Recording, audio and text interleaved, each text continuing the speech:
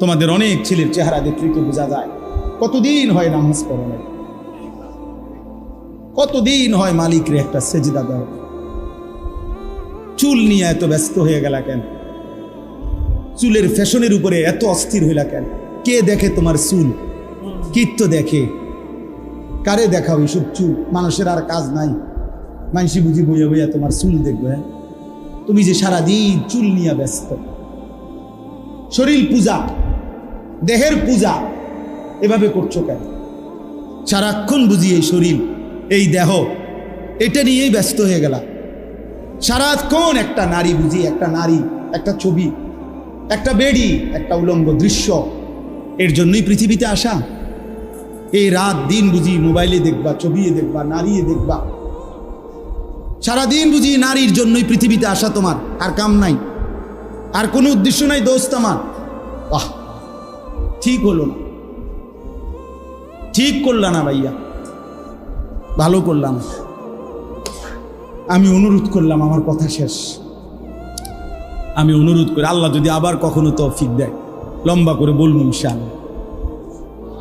কিন্তু বলার উদ্দেশ্য এটাই, আল্লাহ তাআলা বলেন নিকৃষ্ট প্রজন্ম যে নামাজ নষ্ট করে, ওয়াত্তাবাউশ শাহওয়াত। আর দ্বিতীয় কথা হলো, আল্লাহ বলে যারা তাদের মনের চাহিদার অনুসরণ করে, শাহওয়াত, আমার মনের কামনা বাসনা, আমার মনে যা চায়। এখানে আল্লাহ, খোদা, রসুল, দিন, শরীয়ত, হালাল হারাম, জায়েজ না জায়েজ কিচ্ছুর কোনো বাজ বিচার নাই। আমার মন চাইছে, রাত নাই, দিন নাই, সকাল নাই, দুপুর নাই, আমার মনে যা চায় আমি তাই করি। খোদার কসম আল্লাহ বলেন, এই দুইটি মন্দ অভ্যাস যাদের, এক, প্রতিনিয়ত যারা তাদের নামাজ নষ্ট করে দেয় এবং মনের চাহিদার অনুসরণ করে, মনের কামনা বাসনার অনুসরণ করে, আল্লাহ বলেন এরা খালফুন, এরা নিকৃষ্ট প্রজন্ম, এরা মন্দ জেনারেশন। ফাসাউফা ইয়ালকাউনা গাইয়া, আমি আল্লাহ এদেরকে জাহান্নামের সবচেয়ে নিকৃষ্ট একটা গর্তের নাম হলো গাই। এই গাই নামক জাহান্নামের একটা গর্ত আছে, যেটার মধ্যে জাহান্নামের সবচেয়ে বেশি আযাব। তাফসীরের মধ্যে আছে জাহান্নামের বাকি অংশ, বা জাহান্নামের বাকি অংশ আল্লাহর কাছে পানাহ চায় যে আল্লাহ আমি জাহান্নাম রেও ওই গাই এর এই গুহাটার মধ্যে, গর্তটার মধ্যে ফেলব না। আল্লাহ বলেন এমন নাফরমান যে নামাজকে নষ্ট করে আর মনের চাহিদার অনুসরণ করে, আমি তাকে ওই গাই নামক নিকৃষ্ট জাহান্নামের গর্তে ছুঁড়ে মারব। অপেক্ষা করো যুবক, অপেক্ষা করো বাবা, অপেক্ষা করো বেপর্দা নারী, অপেক্ষা করো বেহায়া নারী, অপেক্ষা করো। চলো মনের ইচ্ছা মতো চলো, রাত তো শেষ হয়েই যায় কোনো না কোনো ভাবে। সিজদার রাতও ভোর হয়, নেশার রাতও ভোর হয়। হ্যাঁ, আজ রাত যে যুবক আল্লাহকে সেজদা দেয় তারও ভোর হয়, যে মদের নেশায় পড়ে থাকে তারও কি হয়ে যায়, ভোর হয়। স্বার্থপর এই দুনিয়া যুবক, নওজওয়ান মনে রাখো, স্বার্থপর এই দুনিয়া, কারো কথা মনে রাখে না, কারো জন্য থেমে থাকে না। আমি এই পরশুদিন দেখছি, গতকালকের আগের দিন সকাল 6:30 বাজে আমি আমার বাজারে, ময়নামতি সাবের বাজার, ওইখানে দেখছি একটা হাইয়েস্ট গাড়ি একটা ট্রাকের মুখোমুখি হইয়া, হাইয়েস্ট গাড়িটার ড্রাইভারটা জাগাত তারে বাইরে করছে টাইম না হেসরাইয়া, কিছুক্ষণের মধ্যে লোকটা মারা গেছে। আমি একটা জিনিস খেয়াল করছি, অনেকক্ষণ তাকাইয়া আমার সাথে ড্রাইভারের আমি বললাম, কি স্বার্থপর এই দুনিয়া, একটা গাড়ি কেউ তার জন্য থামলো না, কারো হাতে সময় নাই, সবাই হরন দিয়া সাইড করে এমনে হেমনে করে সব চলে যায়, কোনো ড্রাইভারও থামে না বন্ধু, যে একটা লোক তো মরে গেছে, আরে মরে গেছে, তুই মরে গেছ, আমার হাতে সময় নেই। এই জন্য স্বার্থপর এই দুনিয়া, বড় স্বার্থপর, হয় কারো জন্য থামে না, কারো কথা অপেক্ষা করে না। চলতে তোমার কথা কেউ মনে রাখবে না। তুমি যদি নষ্ট হয়ে যাও, তুমি যদি কবরে আযাব হয়, তোমার যদি জাহান্নামের আগুন তোমারে পুড়তে হয়, আল্লাহর কসম বন্ধু, তোমার পতন তুমি করে দিলা, নিজেরে নষ্ট তুমি করে দিলা, শেষ পর্যন্ত দেখবা কেউ তোমার কথা মনে রাখবে না। এই পৃথিবী ধোঁকা, ধোঁকা, ধোঁকা। চলো এই জন্য আল্লাহর দিকে ফিরে আসি। ইয়া আইয়ুহাল্লাযীনা আমানু আলাইকুম আনফুসাকুম, কোরআনুল কারীমের মধ্যে আছে, আল্লাহ তাআলা বলেন, হে ঈমানদারগণ, তোমরা সকলেই প্রত্যেকেই নিজেকে মজবুতভাবে আঁকড়িয়ে ধরো। আলজিমু আনফুসাকুম, তোমাকে তুমি ধরো, তোমাকে তুমি ধরো। আল্লাহ বলছে তোমাকে তুমি ধরো। আর কিছু করতে না পারো, নিজেরে নষ্ট করো, নিজেরে বরবাদ করো। ওয়ালা তুলকু বিআইদিকুম ইলা তাহলুকা। কোরআনুল কারীমে আল্লাহ তাআলা বলছে, বান্দা নিজেকে নিজে ধ্বংসের দিকে ঠেলে দিও না, নিজেকে নিজে বরবাদ করে দাও, এত বড় ক্ষতি নিজের করো। আল্লাহ তাআলা বলছে, ইয়া আইয়ুহাল্লাযীনা আমানু কু আনফুসাকুম ওয়া আহলিকুম নার। আল্লাহ বলছে, হে ঈমানদারগণ, প্রত্যেকেই নিজেকে বাঁচাও জাহান্নামের আগুন থেকে এবং পরিবারের সদস্যদেরকে বাঁচাও জাহান্নামের আগুন থেকে। আলাদা করে বলছে আল্লাহ, নিজেকে বাঁচাও জাহান্নামের আগুন থেকে এবং পরিবারের সদস্যদেরকে বাঁচাও, স্ত্রী সন্তানকে জাহান্নামের আগুন থেকে। আলাদা করে বলার উদ্দেশ্য হলো, কখনো পরিস্থিতি এমন হইতে পারে যে তোমার হাজার চেষ্টার পরেও তোমার স্ত্রী, তোমার সন্তান আল্লাহর পথে আর আসলো না।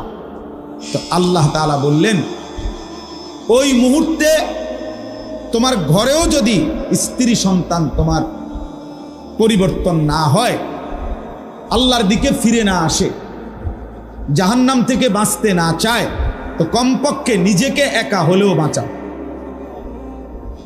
একাই তুমি বাঁচো, একাই নিজেকে বাঁচাও। তাইলে আল্লাহ তাআলা এই জন্য কথাটা আলাদা করে বলছেন। কু আনফুসাকুম আলাদা বলছেন, ও আহলিকুম আলাদা বলছেন। তোমার নিজেকে বাঁচাও, এরপরে বলছেন এবং তোমার পরিবারের সদস্যদেরকে বাঁচাও। এই জন্য ভাইয়া, এই পৃথিবীর কেউ যদি তোমার কথা না শুনে, এমনকি তোমার ঘর, তোমার পরিবার, তোমার স্ত্রী সন্তান, আল্লাহ তাআলা বলছে তবুও মুমিন নিজেকে বাঁচাও, একাও বাঁচাও, তবুও হাল ছাইরো না। তুমি একা হলেও আল্লাহর দ্বীনের উপরে থাকো। হাদিসের মধ্যে আছে, হযরত হুযায়ফা রাদিয়াল্লাহু তাআলা আনহু, একজন বিখ্যাত সাহাবী হুযায়ফা, লম্বা হাদিস। তো ওই হাদিসের লাস্ট অংশে হলো, এই সাহাবী নবীজি সাল্লাল্লাহু আলাইহি সাল্লামকে একদিন জিজ্ঞেস করছেন, ইয়া রাসূলুল্লাহ, যদি আমি জীবন চলার পথে কখনো আমার অবস্থা এমন হয় যে আল্লাহর দ্বীনের উপরে চলার জন্য আমি আমার সাথে আর কাউকে পেলাম না, কেউ নাই আর আমার সাথে, সবাই গুনাহের মধ্যে লিপ্ত, আমি যদি এরকম কোনো পরিস্থিতিতে একাকী হয়ে যাই, তখন আমি কি করব? নবী সাল্লাল্লাহু আলাইহি ওয়াসাল্লাম বলছেন, ফাতাজিলিল ফিরাকা কুল্লাহা। তখন সব মতবাদ, সব দল, সব গ্রুপ সব ছেড়ে দাও, সব ছেড়ে একাই তুমি গাছের শিকড়, গাছের গোড়ালি আঁকড়াইয়া আল্লাহর দ্বীনের উপরে টিকে থাকো। একা একা হলেও টিকে থাকো। এই জন্য দোস্ত, এটা বোঝা দরকার। অনেক ছেলে আসছো, যার যার পথে যার যে চলে যাবো, আমরাও আমগো পথে চলে যাব ভাইয়া। রাস্তায় অনেক জ্যাম, অনেক কষ্ট করে আসতে হইছে, সবাই ব্যস্ত, সবাই ব্যস্ত। এই জন্য বললাম, একা হলেও শেষ পর্যন্ত নিজের দিকে যত্নবান হওয়া, নিজের ঈমান, নিজের আমল, নিজের আখিরাত, নিজের করণীয়, নিজের কর্তব্য, নিজের গন্তব্য, এতটুকু যদি কেউ না বুঝে, প্রিয় ভাই, সে মুসলমান হয় না, ওই মানুষ থাকেন। আফা হাসিবতুম আন্নামা খালাকনাকুম আবাসান। আল্লাহ তাআলা বলছেন, বান্দা তুমি কি এই ভেবেছ যে আমি তোমাকে অনর্থক বানিয়েছি? তো এটা কি করতেছো তুমি? তুমি এটা কি করছো বান্দা? মুসলমান পরিচয় দিয়ে এক ওয়াক্ত নামাজ পড়ে না, এ মুসলমান? তুমি এটা কি ভাবলা? মুসলমান পরিচয় দিয়ে কোনোদিন হালাল হারামের কোনো পার্থক্যই করলা না। 40 বছর 30 বছর যা পাইলা তাই কামাই করলা, হালাল হারাম জায়েজ না জায়েজ, সুদ কিস্তি সব কিছু যা পাইলা সব কামাই করলে, এটা মুসলমান? কি ভাবলা বান্দা? বলো নওজোয়ান, তোমরা অনেক ছেলে আছো, সারাদিনে যাদের সারাদিনে একবারও একটা সেজদা যাদের কপালে নাই, একটা সেজদা, এক ওয়াক্ত নামাজ ফজর থেকে এশা, এক ওয়াক্ত নামাজও যে পড়লা না আজকের সারাদিনে, নাফরমান, তুই মানুষের বাচ্চা হলি কেমন? তুই কোন মার ঘরে জন্ম নিস? তোর মতো জানোয়ার কেমনে মুসলমান পরিচয় দিলি? তোর মতো হাইওয়ান, তুই কিসের মুসলমান? তুই কিসের মুসলমান? তোর মতো নিকৃষ্ট নির্লজ্জ বেহায়া আল্লাহর জমিনে তো কোনো কুত্তাও হয় না, কোনো কুত্তাও তো এরকম হইতে পারে না। কুত্তারাও যদি আল্লাহ তাআলা সেজদার হুকুম দিত তো সে দিত, তাকে তো আল্লাহ সেজদার হুকুম দেয় নাই, এই জন্য সে সেজদা দেয় না। তুমি নাফরমানের তো আল্লাহ সেজদার হুকুম দিছিল, দিলে না কেন? তোমার তুলনা তো জানোয়ারের সাথেও হয় না, এই জন্য তো আল্লাহ বলছে বালহুম আদাল, ওই জানোয়ারের চাইতে নিকৃষ্ট। ওর উদাহরণ নাই, ওর তুলনা কুকুরের সাথেও না, ওর তুলনা শুকরের সাথেও না।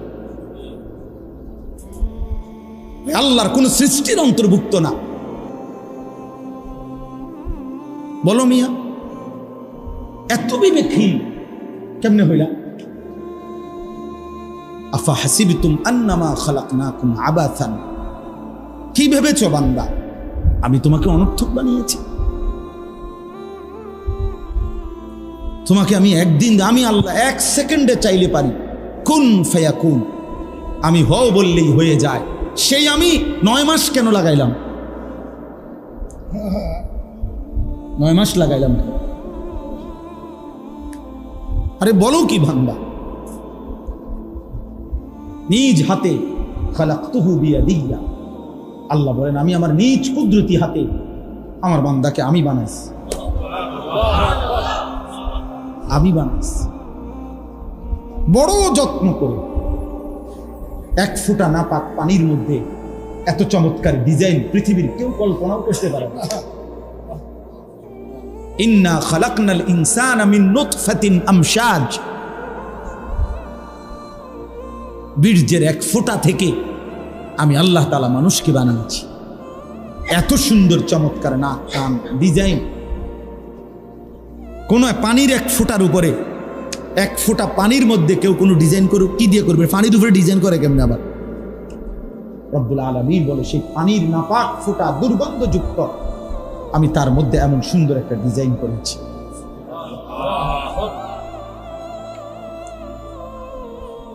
কেমনে ভুলে গেল? মা গাররাকা বিরব্বিকাল কারীম, আমার মতো মেহেরবান দয়ালু মাওলা 24 ঘন্টা যে তোমাকে অজস্র অগণিত নিয়ামত দিচ্ছি, এই আসমান জমিন, এই চাঁদ সূরজ আলো বাতাস, এক সেকেন্ড বান্দা এই বাতাস বন্ধ করে দিলে তুমি নিশ্চিহ্ন হয়ে যাবা।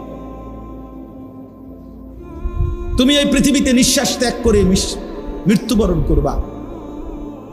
একটা নিঃশ্বাসের জন্য তুমি এতটা মুখাপেক্ষী আমি আল্লাহর কাছে, সেই আমাকে একটা সিজদা দিবা না?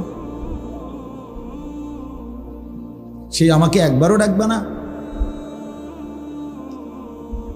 আফসোসের ভাই, প্রিয় ভাই, আসলে আমি নিয়ম মাফিক বয়ান করতে পারি না।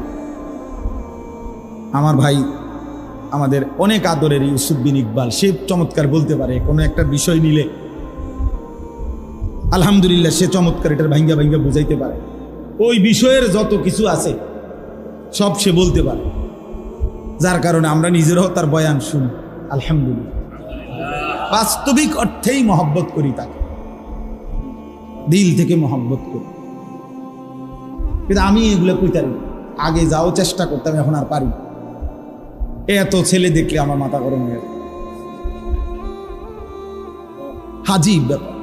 হায় হায়, এই ছেলেগুলো যদি সবগুলো এশার নামাজ পড়তো কেমন সুন্দর হতো। তোমরা যদি মাগরিবের নামাজ পড়তে কেমন সুন্দর হইতো। বেঈমান কি পরিমাণ ভয়ে কাঁপত যে হায়, মুসলমানের যুবক মসজিদে ঢুকে গেছে, মুসলমানের বিজয়ের পতাকা উড়ে গেছে, উড়ে গেছে। আমার কাছে এই মৌলানা ইউসুফ আমার একটা বই দিছে, 4টা বই দিছে সুন্দর, হজ্জের আগে। আমি হজ্জের সফরে তার বইগুলোই পড়ছি, এখনো আছে গাড়ি। তার মধ্যে একটা বই দিছে আযমু শাবাবিন ফিল ইসলাম।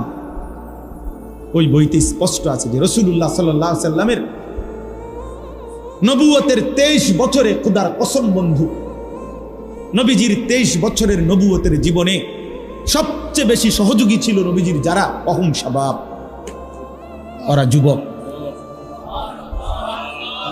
অহুম শাবাব আল্লাযীনা নাসারুর রাসূল সাল্লাল্লাহু আলাইহি ওয়াসাল্লাম, অহুম শাবাব। হযরত আনাস ইবনে মালিক রাদিয়াল্লাহু তাআলা আনহু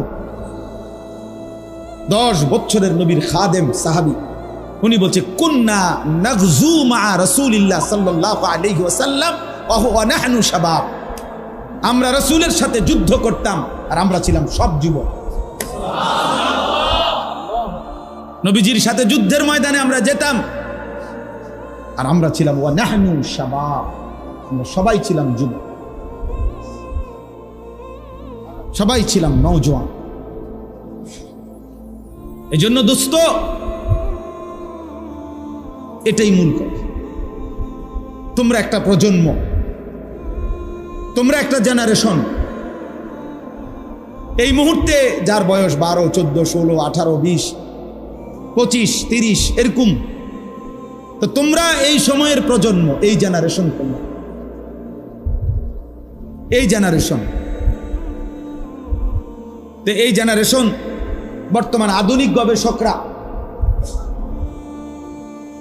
এদেরকে, এখন যাদের বয়স 12, 13 উপরে, তাদেরকে জেন জি বলে। এই জেনারেশনকে বলে জেনারেশন জেড। আর 12, 13 নিচে যাদের বয়স, এরা আলফা জেনারেশন।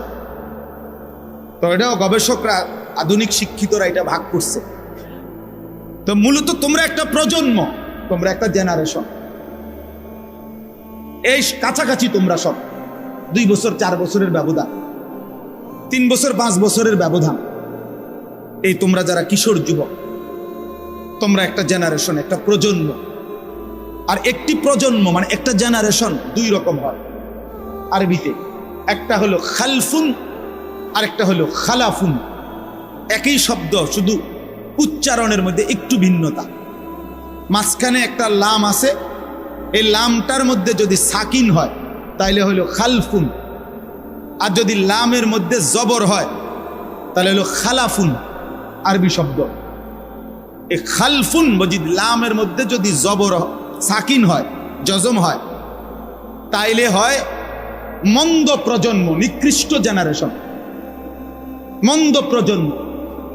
আর যদি হয় খালাফুন, লামের মধ্যে জবর, ইয়াহমিলু হাদাল ইলমা মিন কুল্লি খালাফিন উদুলুহু, এই খালাফ লামের মধ্যে জবর, তাইলে হয় উত্তম প্রজন্ম। তো কোরআন এবং সুন্নাহর মধ্যে আল্লাহ তাআলা এবং নবীজি সাল্লাল্লাহু আলাইহি সাল্লাম একটি প্রজন্মের, একটি জেনারেশনের উত্তম কারা এটাও বলছে। কোরআনুল কারীমের মধ্যে আল্লাহ তাআলা নিকৃষ্ট প্রজন্ম কারা, মন্দ উত্তরসূরি, নিকৃষ্ট জেনারেশন কারা, এটাও আল্লাহ তাআলা বলছে। তো আমি সূরা মরিয়ম 17 নম্বর পারা 19 নম্বর সূরা, সূরা মরিয়ম, এই সূরার 59 এবং 60 এই 2টা আয়াত পড়ছি। এই 2 আয়াতের মধ্যে আল্লাহ তাআলা 59 নম্বর আয়াতের মধ্যে খালফুন কারা মানে মন্দ প্রজন্ম, নিকৃষ্ট জেনারেশন কারা, একটি সমাজের মধ্যে ওই সমাজের নিকৃষ্ট জেনারেশন, মন্দ জেনারেশন, মন্দ উত্তরসূরি, মন্দ সন্তান কারা, আল্লাহ তাআলা এখানে বলছে ফাখালাফা মিন বাদিহিম খালফুন। এই যে খালফুন, ওই লামের মধ্যে কি সাকিন, এই আয়াত। আল্লাহ তাআলা বলেন অতঃপর আসলো মন্দ প্রজন্ম, নিকৃষ্ট জেনারেশন, মন্দ উত্তরসূরি। কারা? তুমি আন্দাজ করো, তুমি তোমার সাথে মিলাও। আশয় যার মধ্যে আছে সে হলো মন্দ জেনারেশন, নিকৃষ্ট, এই সমাজের সবচেয়ে নিকৃষ্ট মানুষ সে। এক নাম্বার আদাউস সালাহ, প্রতিনিয়ত যারা তাদের নামাজ নষ্ট করে দেয়, যারা তাদের নামাজকে নষ্ট করে দেয়, আল্লাহ তাআলা বলছেন তারা নিকৃষ্ট জেনারেশন, মন্দ প্রজন্ম। প্রিয় ভাই আমার, খুব দ্রুত আমি বুঝাইতে চাই এই এক কথা। এক নম্বর কথা হলো তাফসীরের মধ্যে আছে, এখানে নামাজ নষ্ট করে দেয় এ কথা বলেছে এরা নিকৃষ্ট প্রজন্ম। এ কথার দ্বারা উদ্দেশ্য এটা নয়, তাফসীরে লিখছে যে এর দ্বারা এটা উদ্দেশ্য নয় যারা নামাজ পড়ে না, নামাজ ছেড়ে দেয়, তাদেরকে উদ্দেশ্য করা হয় নাই, বরং নামাজ পড়ে এরকম একটি গ্রুপকে বলা হয়েছে যারা নামাজকে নষ্ট করে দেয়। অর্থাৎ যারা নামাজ পড়ে না, আল্লাযীনা তারাকুস সালাহ, টোটালি নামাজ যারা ছেড়ে দিছে, তারা প্রজন্মের উত্তম তো না, নিকৃষ্টও না, তারা কোনো জেনারেশনে না, তারা কোনো মানুষে না, তারা কোনো কিচ্ছু না, এর কোনো গণাতে ধরে নাই। ওই প্রথমেই বাদ গণাত ধরছে, অরে নিকৃষ্ট হিসেবে বলতে চাইছে আল্লাহ এখানে যারা তাদের নামাজকে নষ্ট করে দেয়। তাফসীরের মধ্যে লিখছে নামাজ নষ্ট করে দেয় মানে কি? এক নাম্বার, যে ব্যক্তি নামাজকে যথাসময়ে আদায় করে না, ইউআখিরুনাস সালাহ, তাখির করে, নামাজ সবসময় দেরিতে পড়ে। নামাজ সবসময় কখন পড়ে? দেরিতে পড়ে। আল্লাহ তাআলা বলছেন ওরা ওই সমাজের নিকৃষ্ট মানুষ। ফাওয়াইলুল লিল মুসাল্লিন আল্লাযীনা হুম আন সালাতিহিম সাহুন। আল্লাহ তাআলা বলেন ওই নামাজীদের জন্য জাহান্নাম। ওয়াইল জাহান্নামের একটি গুহা, জাহান্নামের একটা অংশ, জাহান্নামের ভীষণ আযাব। আল্লাহ তাআলা বলছে তারা আল্লাযীনা হুম আন সালাতিহিম সাহুন, যারা তাদের নামাজের মধ্যে সাহুন, অলস, নামাজকে সবসময় দেরি করে, নামাজকে সবসময় দেরি করে। জোহরের আজান হয়েছে 1টা বাজে, এবার জোহরের নামাজ পড়তে গেছে 4:15 বাজে, এখন 4:30 বাজে, ওটা নামাজ পড়ছে লুঙ্গিটারে বইটা গামছা একটা কান্দে দিয়া রুকু সিজদা 3-4টা মেরে দিল আর কি। এটা নামাজ হইলে আর কি করতাম হুজুর, সময় কুলাইতারি না। কিটছেন আপনি, ঘাস কাটছে, এতক্ষণ গরু গোসল করাইছে, গরু গোসল করাইছে। গরু গোসল করানোটা খুব দামি দরকারি বিষয়। তো নামাজকে এরকম প্রতিনিয়ত যে বিলম্ব করে আল্লাহ তাআলার কোরআনের ভাষায় তারা নিকৃষ্ট মানুষ, নিকৃষ্ট মানুষ। আদাউস সালার অন্তর্ভুক্ত, আদাউস সালার অন্তর্ভুক্ত, নামাজকে বিলম্ব করে। আচ্ছা, হাদিসের মধ্যে আছে, কোরআনেও আছে, যে ব্যক্তি নামাজে অবহেলা করে, আল্লাহর কসম, আল্লাহও বলছে, নবীজিও বলছে, সে মুনাফিক। ইন্নাল মুনাফিকিনা ইউখাদিউনা আল্লাহ ওয়া হুয়া খাদিউহুম ওয়া ইযা কামু ইলাস সালাতি কামু কুসালা। কোরআন শরীফে আল্লাহ মুনাফিকের 1 নম্বর পরিচয় বলছে, মুনাফিক সে যে নামাজ পড়ে অলসভাবে। নামাজ পড়ে কিভাবে? তাহলে নামাজ যে পড়ে না তার ব্যাপারে বলে না, কথা বলেন না কেন? তারে মুনাফিকও বলে নাই। তুই কোনো মানুষে না বেটা, তুই কোনো কাতারে নাই, তোর কোনো আলোচনাই নাই। আলোচনা ওই ব্যক্তিরে যে নামাজ পড়ে অলসভাবে, খামখেয়ালি করে, দাঁড়াইবার কথা 2 পায়ে, দাঁড়াইছে 1 পায়ে, বুঝলেন? অলস নামাজের। রাসূলুল্লাহ সাল্লাল্লাহু আলাইহি সাল্লাম বলছেন তিলকা সালাতুল মুনাফিক, ওই নামাজ মুনাফিকের নামাজ। ইয়ারকুবু হাত্তা তাগরুবা শামস, আসরের নামাজ না পড়ে যে অপেক্ষা করতেছে, অন্য কাজে ব্যস্ত আছে, এরই মধ্যে সূর্য ডুবে যাচ্ছে। সূর্য ডুবার কাছাকাছি, হাত্তা কানাত বাইনা কারনাই শয়তান, সূর্য ডুবার সময়ে শয়তান তার দুই শিং সূর্যের পাশে বাড়াইয়া দেয়। আল্লাহ নবী সাল্লাল্লাহু আলাইহি সাল্লাম বলেন, কামা ফানাক্কারা আরবাআন, সূর্য ডুবে যায় এই সময় ওই আসরের নামাজের জন্য দাঁড়াইয়া 4 রাকাতে যেন 4টা ঠক্কর মারছে। লা ইয়াযকুরুল্লাহ ইল্লা কালিলা, ঠিক মতো তাসবিহগুলো নামাজের আদায় করে নাই। রাসূল বলছে 3 বার ওইটা মুনাফিকের নামাজ, মুনাফিকের নামাজ, মুনাফিকের নামাজ।